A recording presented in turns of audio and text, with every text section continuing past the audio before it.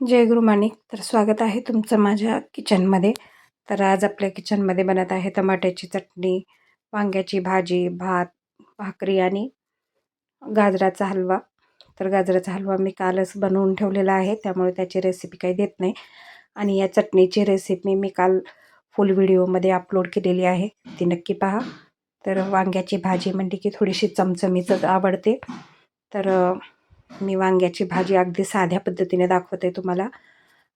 अगोदर मी कांदे परतून घेत आहे.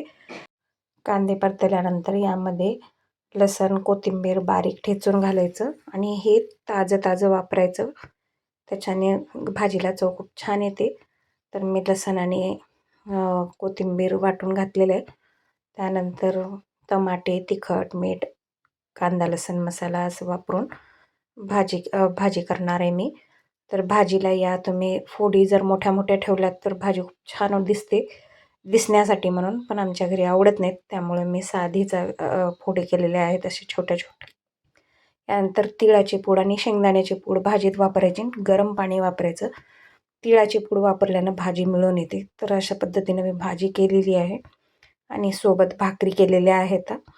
भाकरी कशा करायच्या हे तुम्हालाही माहीत आहे, त्यामुळे मी काही लॉंग प्रोसेस दाखवली नाही त्यामध्ये. भात पण लावलेला आहे.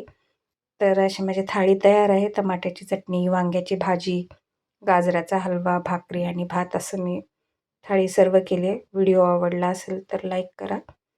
भेटू नवीन व्हिडिओमध्ये.